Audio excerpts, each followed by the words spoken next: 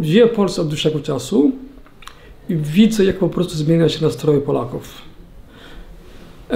I to bardzo źle z tym się czuję, tak? Że w ogóle ludzie traktują nas jako wróg. Rządy po prostu nie wiedzą, każda władza, która przychodzi, on po prostu muszą znaleźć kogoś do bicia. Bicia w sensie, że tak, że jedyne rzeczy, które potrafią, to jest tak skierowanie wszystkich ich złości na imigrantach, które, dlaczego my jesteśmy nie winni nic. Po prostu każdy z nas ma prawo szukać lepszego miejsca do życia. W niektórych naszych krajach naprawdę trwają walki, są wojny i tak dalej. Każdy ucieka, żeby po prostu ratować swoje życie. To nie jest nic złego. Mało tego, jeżeli nawet imigrant zarobkowy, przepraszam, miliony Polaków wyjeżdżają z Polski, gdzie nic się nie dzieje, tak? Jest kraj bezpieczny, jest rząd, który działa i tak dalej.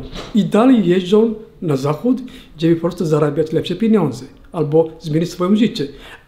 Dlaczego inni nie mogą tego robić? Ja to jest pytanie, które zadaję. Co jakiś problem jest? Wiadomo, że Polacy nie muszą przyjąć każdego, prawda? Ale to są służby dedykowane do tego, by co robili.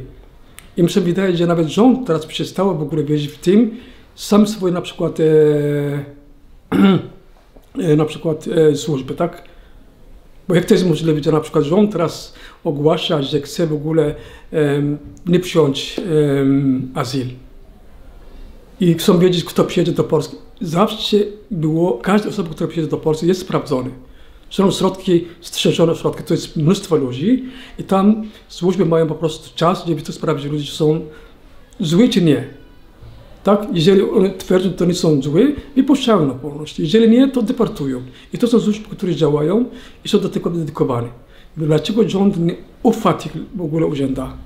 Mi się wydaje, że oni coś tam, jeżeli coś im wychodzi, do kogoś trzeba zwalić. Sam też jesteś uchodźcą. Tak. W latach 90. uciekałeś. Ale najgorsze jest tak, że ten szlak, który teraz wszyscy mówią, tykają palca, ja właśnie przekroczyłem tę samą granicę. 27 lat temu. I to nie byłem sam, była cała grupa osób. 27 lat temu. To nie jest coś, które zaczęło się dopiero 21 roku, prawda? To były rzeczy, które były wcześniej. Tak? I nagle teraz okazuje, że my zagrażamy po prostu, ludzie zagrażają w ogóle bezpieczeństwa Polaków. I to jest dla mnie niepojęcie. Naprawdę niepojęcie.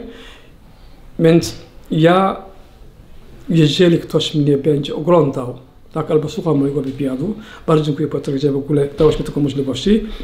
Skieruję moją prośbą i apel do Polaków. Nie do polityków, tylko Polaków. Naprawdę jesteśmy ludźmi, tak samo jak wy. Chociaż mamy trochę inną kulturę, inny kolor skóry, mamy inne oceny, ale w głębi serca jesteśmy normalnymi ludźmi, tak?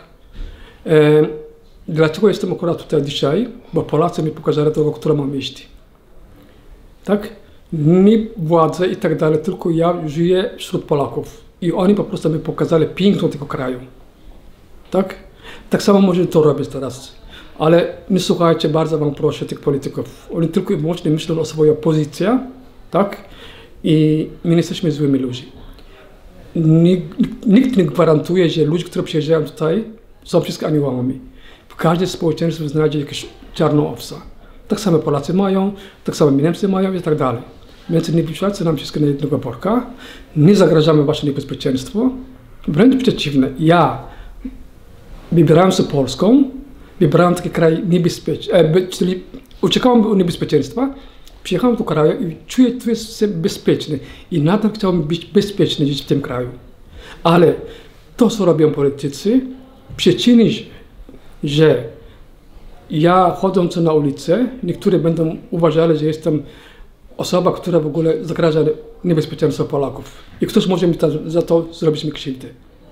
Więc apeluję do was, Polaków, że po prostu każdy ma swój rozum, każdy ma swój punkt widzenia. Władze mają pieniądze, mają media, mają wszystkie możliwości, żeby po prostu oczerniać nas. Tak? Oni na wiele rzeczy pokazują jakieś białe karty. Rząd może powiedzieć, że to nie jest białą kartą, tylko czarną. I ludzie powoli uwierzą, tak? To nagonka na imigrantów trwała już ponad 10 lat. Więc teraz będzie naprawdę bardzo ciężko wszystko to odkręcić, tak? Żeby pokazać, że nie jesteśmy zagrożeniem. I przykro mi się zrobi naprawdę, że imigranci są worek do picia. Jesteśmy zwykłymi ludźmi, chcemy żyć spokojnie, bezpiecznie, potrafimy pracować, potrafimy zintegrować, tylko pokażcie nam, jak to robić. Dziękuję i przepraszam za te przykrości, które spotykają Was też w Polsce. To nie jest, Piotr, to nie jest twoja wina i to nie jest... Większość Polaków naprawdę mają bardzo dobre. Tu mają... Więc powiem ci jedną rzecz, jeden sekret ci powiem. Jutro spotkam z jedną kobietą, ja tu jadę do Pcimia. 27 lat temu przyjechałem do Polski, tak? Trafiłem do Pcimia, jako dla uchodźców było tam.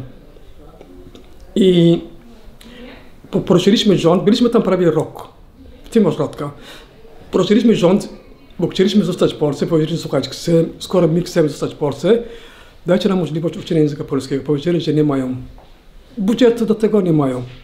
Zgłosiła się jedna kobieta, która tam mieszkała, w Pcimiu, nauczycielka, i powiedziała, że wolontariacki ja uczę wam języka polskiego. I po 27 latach słyszałem, że ta kobieta jest w ogóle w Pcimiu i jutro jadę tam bezpośrednio, żeby ją podziękować. Za to, że ona miała wpływ na moje pierwsze kroki w Polsce. Więc potrafimy też być wdzięczni. Potrafimy po prostu powiedzieć dziękuję, jeżeli ktoś nam pomoże. I dziękuję, Piotr, tobie i twój zespół, twoje na przykład pogotowie, zawsze mam problem z tym nazwą. Podlaskie Ochotnicze Pogotowie Humanitarne. Słuchajcie, to co robicie, pokazujecie piękną stronę Polaków. Piękną. Tak? Wiem, że teraz będziecie mieli bardzo trudne zadanie, tak? Ale nie tracimy nadzieję. Róbcie, co uważacie, że jest najlepsze.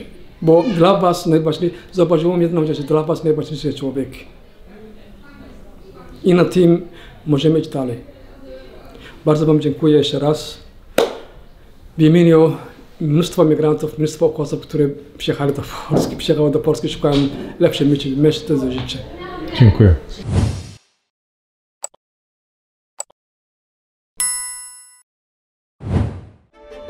Programy takie jak ten mogę realizować dzięki wsparciu moich patronek i patronów. Dołącz do tego grona na patronite.pl/Czaban robi Raban. Ten kanał możesz wspierać na portalach subpi.pl i Buy Coffee. Szczegóły w opisie filmu.